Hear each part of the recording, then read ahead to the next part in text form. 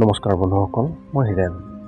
আজি এই ভিডিঅ'ৰ উদ্দেশ্য হৈছে এই 2024 বৰ্ষৰ এই শাওণ মাহৰ শিৱৰাত্ৰিৰ সম্পূৰ্ণ তথ্য।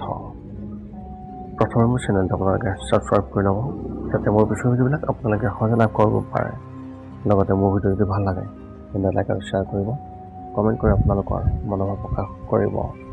এতিয়া মোৰ বিষয়লৈ। এই 2024 বৰ্ষৰ এই শাওণ মাহত যি শিৱৰাত্ৰি হ'বলৈ গৈ আছে তাৰে সম্পূৰ্ণ তথ্য আপোনালোকক এই ভিডিঅ'টোত আগবঢ়োৱা হৈছে। শিৱৰাত্ৰি হিন্দু ধৰ্মৰ আটাইতকৈ উদযাপিত আৰু উল্লেখযোগ্য উৎসৱ। শিৱ মানে ভগৱান শিৱ আৰু ৰাত্ৰি মানে হৈছে ৰাতি।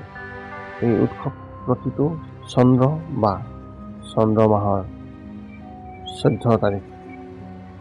এই উৎসৱে ভগৱান শিৱ আৰু দেৱী পাৰ্বতীৰ মিলনৰ সূচনা আৰু উদযাপন কৰে। পঞ্চাংগৰ মতে এবছৰত 12টা শিৱৰাত্ৰি হয়। এই 12টা শিৱৰাত্ৰিৰ ভিতৰত এটা হৈছে মহাশিৱৰাত্ৰি, যিটো অতি ভক্তিৰে পালন কৰা হয়। মহা মানে মহান আৰু শিৱৰাত্ৰি মানে হৈছে ভগৱান শিৱৰ ৰাতি। এইদৰে মহাশিৱৰাত্ৰি হৈছে ভগৱান শিৱৰ সৰ্বশ্ৰেষ্ঠ ৰাতি। ফাগুন মাহৰ ফেব্ৰুৱাৰী মাৰ্চ যি সময়টো, সেই ফাগুন মাহৰ 13 তাৰিখ নিশা আৰু 14 তাৰিখে পালন কৰা হয়। ঠিক তাৰ সমানে উদযাপন কৰা আনখন শিৱৰাত্ৰি হৈছে শাওণৰ শিৱৰাত্ৰি। এই শাওণ মাহত জুলাই আৰু আগষ্ট মাহ পৰে। এই শাওণ মাহৰ চতুৰ্দশী তিথি চন্দ্ৰপশেকৰ 14 তাৰিখত শাওণ শিৱৰাত্ৰি পালন কৰা হয়। এইবাৰ এই 2024 বৰ্ষৰ 22 জুলাইৰ পৰা আৰম্ভ হ'ব এই শাওণ মাহ আৰু এই 2024 বৰ্ষৰ 19 আগষ্টত এই শাওণ মাহ সমাপ্ত হ'ব। প্ৰতিটো চন্দ্ৰবিহীন নিশা ভগৱান শিৱৰ পিছত বিয়াৰ বাবে দেৱী পাৰ্বতীয়ে কৰা যি ব্ৰত, তাক সন্মান জনাই ভক্তসকলে শিৱৰাত্ৰি পালন কৰে। এই শাওণৰ শিৱৰাত্ৰিৰ দিনা ব্ৰত পালন কৰিব বিচৰা ভক্তসকলে এই শাওণ শিৱৰাত্ৰি বিশেষভাৱে পালন কৰে।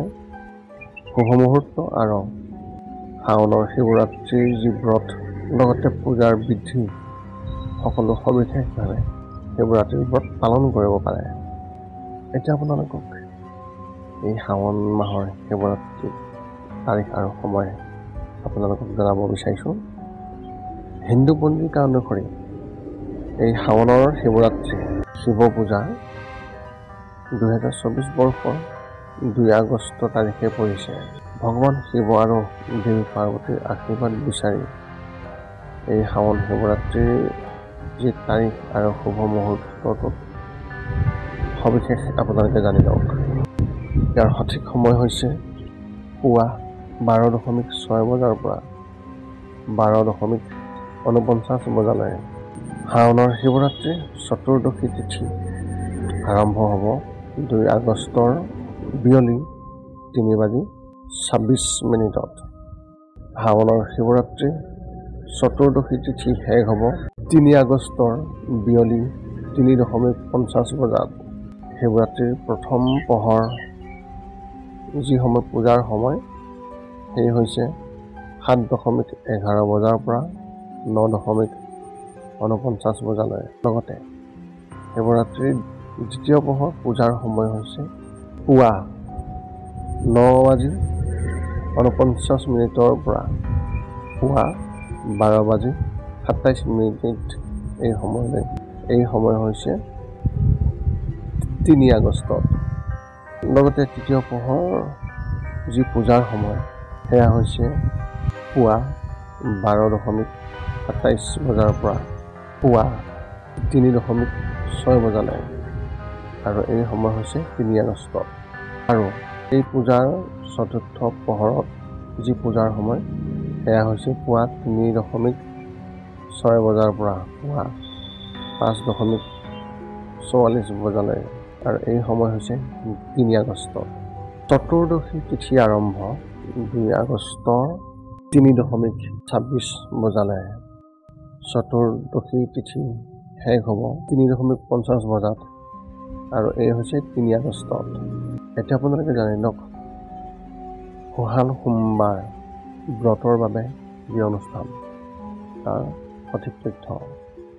প্ৰাচীন বৈদিক শাস্ত্ৰ অনুসৰি সোহাল সোমবাৰ হৈছে শিৱৰ প্ৰতি উৎসৰ্গিত আটাইতকৈ গুৰুত্বপূৰ্ণ অনুষ্ঠান।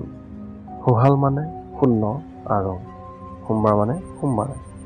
গতিকে ভক্তসকলে অবিৰতভাৱে 16টা সোমবাৰে ব্ৰত পালন কৰি ভগৱান শিৱক বিশেষভাৱে পূজা কৰে। বয়স, লিংগ আদি নিৰ্বিশেষে যিকোনো ব্যক্তিয়ে এই শিৱ পূজা আৰম্ভ কৰিব পাৰে। সাধাৰণতে বৈবাহিক জীৱনত আৰু উপযুক্ত সংগী বিচাৰি উলিওৱাত সমস্যাৰ সন্মুখীন হোৱা ব্যক্তিসকলে এই সোহাল সোমবাৰ ব্ৰত পালন কৰে। এই ৰীতি শুদ্ধকৈ পালন কৰিবলৈ ইয়াৰ ব্ৰত বিধি বিশেষভাৱে পালন কৰাটো অতি প্ৰয়োজনীয়। শিৱৰাত্ৰিৰ দিনা ভক্তসকলে সংকল্প গ্ৰহণ কৰি সম্পূৰ্ণ দিন উপবাস কৰে আৰু পিছদিনাহে খাদ্য গ্ৰহণ কৰে। উপবাসৰ সময়ত ভক্তসকলে সুৰক্ষা, আধ্যাত্মিক বৃদ্ধি আৰু জীৱন মৃত্যুৰ চক্ৰৰ পৰা নিজকে মুক্ত কৰিবলৈ ভগৱান শিৱৰ আশীৰ্বাদ বিচাৰে। সোহাল সোমবাৰ এই অনুষ্ঠানৰ সময়ত শিৱৰ প্ৰতি ভক্তি আৰু সম্পূৰ্ণ বিশ্বাসেৰে একেৰাহে 16টা সোমবাৰে ব্ৰত পালন কৰিব লাগে। যদি আপুনি সোহাল সোমবাৰ ব্ৰত পালন কৰাৰ পৰিকল্পনা কৰিছে তেন্তে আপোনাৰ বাবে সহায়ক হ'ব পৰা সম্পূৰ্ণ পূজাৰ বিধি আপোনালোকক এই ভিডিঅ'টোৰ জৰিয়তেই আগবঢ়োৱা হৈছে। এই ব্ৰত পালন কৰিবলগীয়া হ'লে পুৱাই সোনকালে তিল পানীত ব্যৱহাৰ কৰি ব্যক্তিসকলে গা পা ধুব লাগে। আপোনালোকৰ ঘৰত গংগাৰ পানী ছটিয়াই গোটেই পৰিৱেশ শুদ্ধ কৰিব লাগে। ধতুৰা ফুল, চেণ্ডেল পেষ্ট, ঘিৰ লেম্প আৰু ধূপকাঠিৰে পূজা কক্ষত সজাই তুলিব লাগে। আপোনালোকে ঘৰত শিৱলিংগ ৰাখক। প্ৰথমে ভক্তিৰে ভগৱান গণেশক প্ৰাৰ্থনা কৰাৰ পিছত শিৱলিংগক ৰুদ্ৰাভিষেক পূজা কৰিব লাগে। গাখীৰ, ঘি, চেনি, দৈ, গংগাৰ পানী আৰু মৌ মিহলাই প্ৰস্তুত কৰা পঞ্চামৃত আগবঢ়াব লাগে। বিশুদ্ধ হৃদয় আৰু ভক্তিৰে সোহাল সোমবাৰৰ তাৎপৰ্য বৰ্ণনা কৰা সোমবাৰৰ ব্ৰত কথা অধ্যয়ন কৰক। দিনটোত 108 বাৰ ওম নমঃ শিৱায় এই মন্ত্ৰ জপ কৰি দিব্য শক্তিক আকৰ্ষণ কৰিব লাগে। ৰুদ্ৰ মন্ত্ৰ জপ কৰক।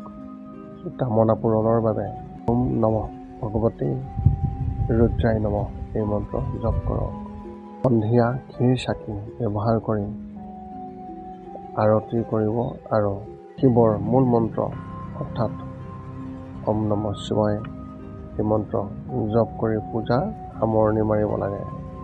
এতিয়া আপোনালোকক এই শাওণ মাহৰ শিৱৰাত্ৰিৰ পূজাৰ যি পৰিচালনা তাৰে তথ্য আগবঢ়াইছোঁ।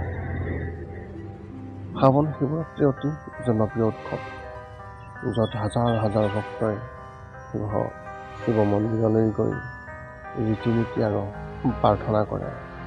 গতিকে আপুনি য'তেই নাথাকক আপুনি তাতেই যিকোনো ঠাইত শিৱৰাত্ৰিৰ পূজা অনুষ্ঠিত কৰিব পাৰে।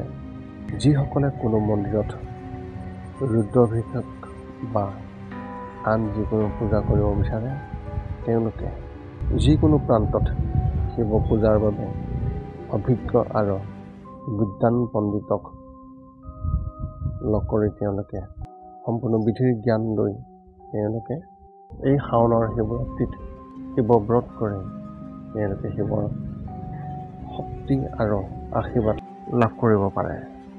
উপসংহাৰ হিচাপে শাওণ শিৱৰাত্ৰিৰ পবিত্ৰ উপলক্ষে ভক্তসকলে ভগৱান শিৱৰ ঐশ্বৰিক আশীৰ্বাদ লাভ কৰিব পাৰে। এই পূজা কৰিলে স্বৰ্গ আৰু আকাশী ঘটনাৰ লগত মিলি যাব পাৰে।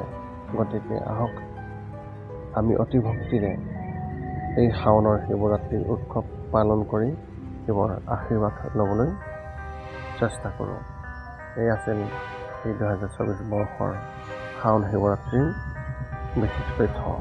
পুনৰ লগ পাম অন্য এটা ভিডিঅ'ত। আজিলৈ ধন্যবাদ।